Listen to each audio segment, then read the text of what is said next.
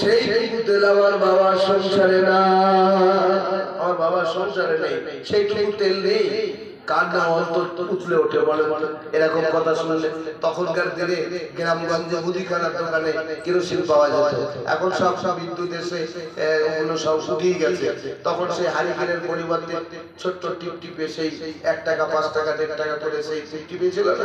আমরা যখন মাদ্রাসায় পড়েছি এত অ্যাভেলেবেল বিদ্যুৎ ছিল না। আমি যখন স্কুলে এসেছি তখন স্কুলে বিদ্যুৎ বলতে ওই কল ঘরে আর মসজিদের উপরে আমার ওই ঘরের উপরে একটা এরকম পাইপ দিয়ে শুধু মসজিদ পর্যন্ত আনা ছিল, বাড়িতে ছিল না, ক্লাবে ছিল, ঠিক না? তো তখন ওই টিপ টিপে জ্বলতো, টিপ টিপে টিপ টিপে ওই টিপ টিপের জন্য কেরাসিন গ্রামে আপনার পাওয়া যেত, অ্যাভেলেবেল পাওয়া যেত। তো মাতাল তখন বলছে বাপ তুই কাঁদিস নে, কি হয়েছে তোর, তেল নাই তো কি হয়েছে? সারা জনম কত পয়সা পর্দারির পিছনে ব্যয় করেছি, কত মদের পিছনে দিয়েছি, কত অসৎ পথে হয় অন্যায় কাজে ব্যয় করেছে, তুই পাচ্ছিস না তেল, কোরআন পড়তে পারছিস না, আজকে একটু কোরআনের খিদমত করবো। আব্বাজান কি বলবো আপনাদের, ওই মাতাল তখন রাত্রে গ্রামের সেরা দোকানদারের বাড়িতে চলে গিয়ে চিৎকার করে, এই দোকানদার উঠে বড়, এত রাত্রে আমি তোমার দোকানের খরিদ্দার। দোকানদার মাতালের চিৎকার গর্জনে ঘুম ভেঙে গেল। মাতাল এত রাতে রাখতে গেল, অতি বড় বড় নাকি, ও পাওয়ার জিনিস আমার দোকানে নেই, ও যে জিনিস নেবে সেটা তো আমার কাছে নাই। দোকানদার বলছে বাবা তোর জিনিস আমার দোকানে বিক্রি হয় না, ওটা হারাম, ও আমি বিক্রি করি না। বলে আজকে আমি ওটা নিতে আসি নাই, আমি আজকে 1 টিন তেল নেবো। তাড়াতাড়ি উঠে এসো নাহলে দোকান ভাঙচুর হবে। মাতাল তো উঠে এসে দোকান খুলে 1 টিন তেল দিয়েছি, কি করবি জিজ্ঞেস করছে, এত রাতে কোথায় আগুন টাগুন লাগাবে নাকি, কি করবি? বলে কি আর করবো, সারা জনম কত পয়সা মদের পিছনে দিয়েছি, কত পর নারীর পিছনে ব্যয় করেছে, কত জুয়া সাক্ষায় আঘাতে দিয়েছে, কত অন্যায় কত নষ্ট করেছে, আজকে একটু কোরআনের খিদমত করবো। বলে তার মানে? বলে অমুকের ছেলে, সে বাপ হারা গরিব, ও ছেলেটা কোরআন শরীফ পড়বে, রাত্রে বাতি জ্বালিয়ে সেটুকু তেল ওর বাবার সংসারে নেই। বাপ তো মারা গেছে, বাপ হারা সন্তান কাঁদছে, দেখি আল্লাহর কাছে যাচ্ছে, আল্লাহ তুমি থাকতে আমি কোরআন শরীফ পড়তে পারবো না, বাতি জ্বালিয়ে আমি তার কান্না দেখে আমি আর থাকতে পারিনি, তাই 1 টিন তেল নিতে এসেছি, দিতে হবে। মাতালের কথা শুনে দোকানদার খুব খুশি হয়ে গেছে, ওর চোখটাও ছলছল করছে। আমার সোনামণিকেরা, জান্নাতের মানুষেরা, আমার সোনামণি মা ও খালার এখান থেকে ইবাদত শিক্ষা গ্রহণ করতে হবে। মাতাল ওই জান্নাতের তেলে 3টা মাথা ধরে নিয়ে টুক টুক টুক টুক করে 2 পা 4 পা করে ওই ছেলেটার বাড়ির দরজায় এসে আওয়াজ দিয়েছে। দরজাটা খোলা মাত্রই ছেলেটি অবাক, 1 টিন তেল এসে গেছে। এখন মাতাল বলছে বাবা ছেলে রে, এই রে তেল, তুই ইচ্ছা মতো সারা রাত ধরে বাতি জ্বালিয়ে কোরআন শরীফটা পড়, তোর তেল শেষ হওয়ার আগে তুই আবার আমাকে খবর করবি, আমি তোর তেল শেষ হওয়ার আগে আবার পৌঁছে দেবো। একটা তেল বলা যাবে সুবহানাল্লাহ। ও সোনামণিকের দলেরা, ভাইয়া থেকে অনুরোধ করে বলছি বাপ ভাইদেরকে, মাতাল তেল দিয়ে চলে যাওয়ার পরে রাত যায়, দিন যায়, 4 দিনের দিন মাতালের ইন্তেকাল হয়ে গেল।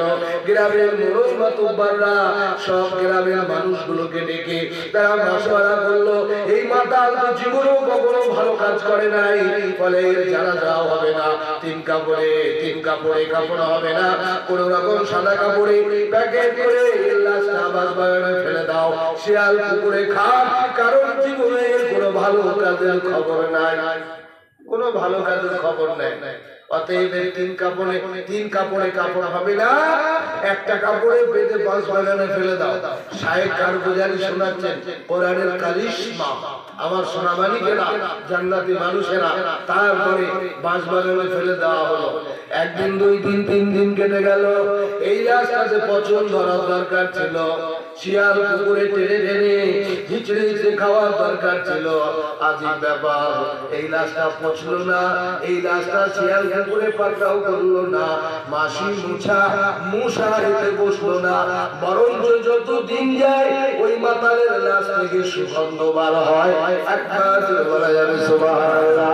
ও সোনামানিকের দলেরা, কে বলেছে কার গোপনে বাজাতের খবর আমার আল্লাহর কাছে আছে। আমি কেউ কখনো কোনোদিন বলতে পারবো না তুমি জাহান্নামী, তুমি জাহান্নামী, তুমি জাহান্নামী কথা বলার অধিকার নাই। জান্নাতি না জাহান্নামী যেটা ফয়সালা করেন তিনি কে? আল্লাহ।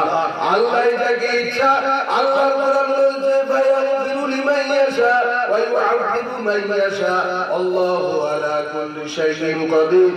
আল্লাহ নিজে বলে আমি যাকে ইচ্ছা ক্ষমা করে দিতে পারি, আমার যাকে ইচ্ছা পাকড়াও করতে পারি। আমি নামাজ পড়েও জাহান্নামে যেতে পারি, আপনি নামাজ না পড়েও জান্নাতে যেতে পারেন। সবটাই যিনি নিয়ন্ত্রণ করেন তিনি হচ্ছেন কে? তিনি হচ্ছেন আল্লাহ। আল্লাহু আলা কুল্লি শাইইন কাদির। আল্লাহ বলছেন আমি হচ্ছি সর্বশক্তিমান। ও সোনামানিদের দলেরা, অতএব মাতাল জাহান্নামে যাবে কি জান্নাতে যাবে এটা গ্রামের মানুষের ফয়সালা করার নয়, এটা ফয়সালা আল্লাহ করেন। ওই মাতালের গোপন ইবাদতের খবর কেউ জানে না, আল্লাহ জানে তার খবর। এখানকার গোপন ইবাদত হচ্ছে যেটার খবর আল্লাহ ছাড়া কেউ জানে না। ও সোনামানিকেরা, ওই লাশটা পচে যাওয়ার দরকার ছিল, শিয়াল কুকুরে টেনে টেনে হিচড়ে হিচড়ে ছিঁড়ে ছিঁড়ে খাওয়ার দরকার ছিল। কিন্তু আজীব ব্যাপার, যত সময় গড়াচ্ছে তত রাস্তা থেকে শুকরার খুশবু এলাকা জুড়ে আপনার মাতোয়ারা হচ্ছে। একবার ধরে বলা যাবে সুবহানাল্লাহ। যে মুরব্বিরা মিটিং করে যারা যা বললো না, তিন কাপড়ে কাফন দিল না, তারাই বলরাই আমার লোকগুলোকে নিয়ে মিটিং ডেকে বলছে মাতালের নিশ্চয়ই কোনো গোপন ইবাদতের খবর আল্লাহর কাছে আছে, যার বরকতে আল্লাহ নিজে কুদরতিয়াতে মাতালের লাশটাকে কন্ট্রোল করছে। অতএব আমাদের যথাযোগ্য সম্মান জানিয়ে তিন কাপড়ে কাফন দিয়ে ওই মাতালকে কবরস্থ করা হোক। নির্দিষ্ট টাইমে জানাজা হবে। এক কান দুই কান হতে 5 কান, 5 কান হতে 10 কান, 100 কান, মোট কথা 5টা গ্রামের মানুষ ঝাঁপিয়ে পড়েছে। যিনি শুনছেন তিনি দেখতে আসছেন, আর মাতালের জানাজা পড়ব সকলে মনে এই ইচ্ছা। 3 দিন আগে যে মাতালের কাফন দেওয়ার লোক ছিল না, যে মাতালের জানাজা পড়ার লোক ছিল না, 3 দিন পরে সেই মাতালের জানাজা পড়ার জন্য ফুটবল গ্রাউন্ডেও জায়গা হচ্ছে না।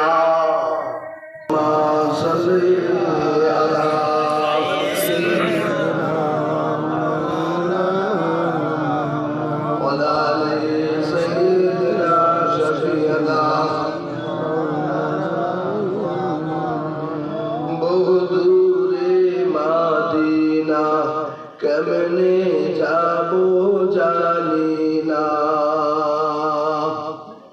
বহু দূরে মাদিনা কেমনে যাবো জানি না। দয়া করো দয়ার আল্লাহ, পুরা করো মনের বাসনা। আল্লাহ আল্লাহ আল্লাহ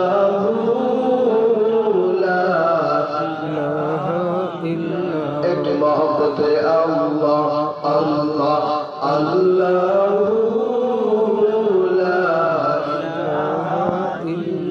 নৌকা চলে না মাঝি ছাড়া, রিক্সা চলে না ড্রাইভার ছাড়া, মুমিন চলে না আল্লাহ ছাড়া। আল্লাহ আল্লাহ আল্লাহ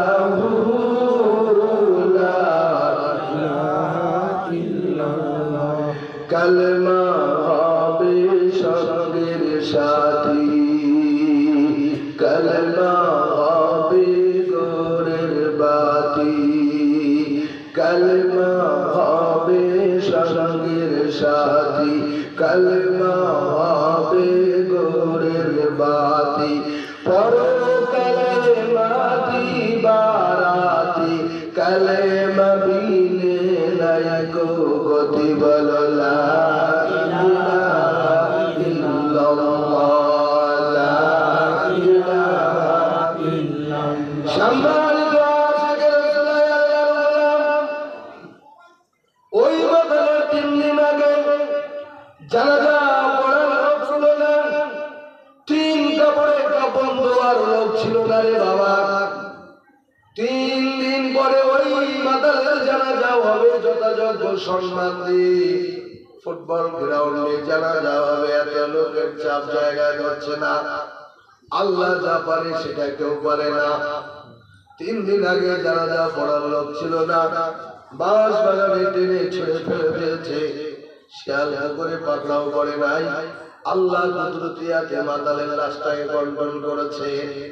ও সুরামানিকের দলেরা, এখন ইমাম সাহেব লোকে লোকারণ্য জনসমুদ্র, জানাজা শুরু হবে। ইমাম এত মানুষ দেখে ইমাম জিজ্ঞেস করলেন, ভাই আপনারা এত মানুষ এখানে সমবেত হয়েছেন, জানাজায় শরীক হয়েছেন মাতালে, এত মানুষের মাঝে কেউ কি আছে মাতালের একদিনের ভালো কাজের খবর দিতে পারবে? একদিনের ভালো খবর দিতে পারবে? দু চারটে কাতারের পিছন থেকে ওই দোকানদার চিৎকার দিয়ে বলে, হুজুর একটু ঘুরে দাঁড়ান, এই মাতালের জীবনের ভালো কাজ একটা আমার কাছে খবর আছে। আজ থেকে 7 দিন আগে রাত্রে আমার দোকানের খরিদ্দার ছিল, 1 টিন তেল এনেছে। আমি জিজ্ঞাসা করেছিলাম, এত রাতে তুমি তেলের টিন নিয়ে কি করবে? 1 টিন কেরোসিন নিয়ে একটা কোরআন পড়নেওয়ালাকে দিয়েছি। ওই অমুকের ছেলে বাবা সন্তানটা রাতের বাতি জ্বালিয়ে কোরআন পড়বে, সেই টুকুতে তার বাবার সংসার ছিল না। ওই ছেলেটার কান্না কাঁদিতে মাতাল দৌড়ে ছুটে এসে আমার দোকান থেকে 1 টিন তেল নিয়ে গিয়ে তাকে দিয়েছে, কোরআনের খিদমত করেছে। ও সুরামানিকের দলেরা, ইমাম সাহেব চিৎকার দিয়ে কেঁদে ফেলে বলেন, এই জনসমুদ্র পাবলিক, এটা কোরআনের খিদমত হয়েছে মাতালের পক্ষ থেকে, আর এইটাই আল্লাহ গ্রহণ করি। আল্লাহ আল্লাহটাকে কুদরতি হাতে কন্ট্রোল করেছে। সম্মানিত আশিকের রাসূলুল্লাহ, আল্লাহর গোলাম, এরপর ইমাম জানাজা শুরু করবে, জানাজা শুরু হবে।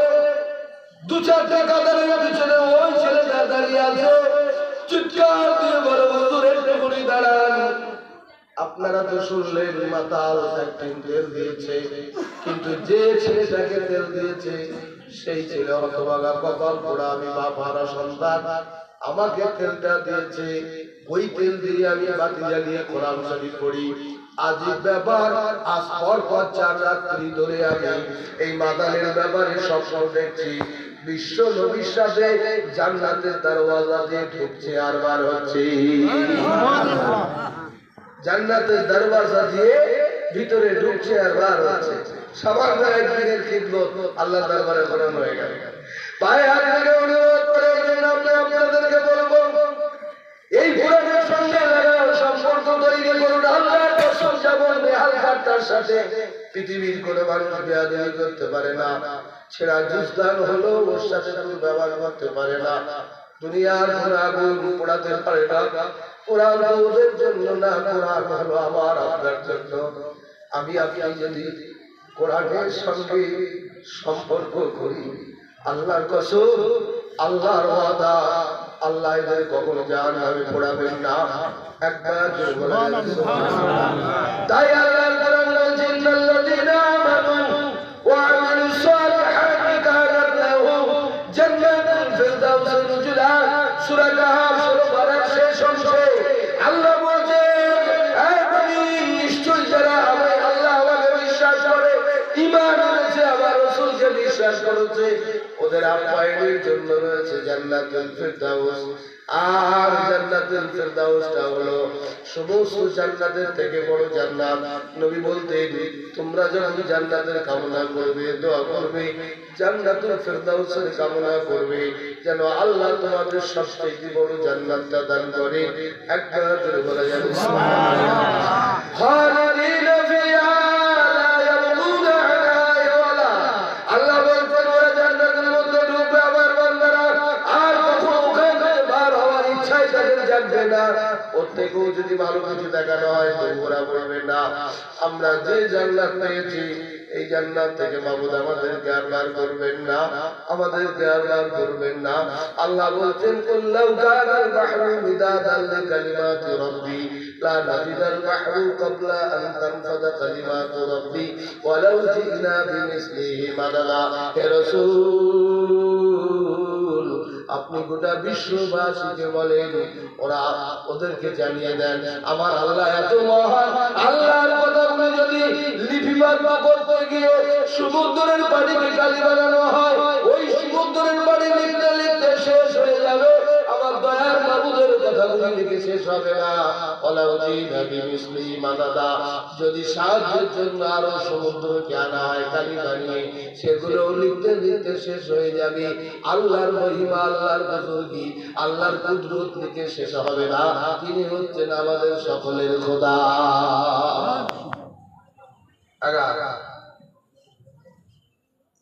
ভালো আমল করবো ইনশাআল্লাহ। ইনশাআল্লাহ সময়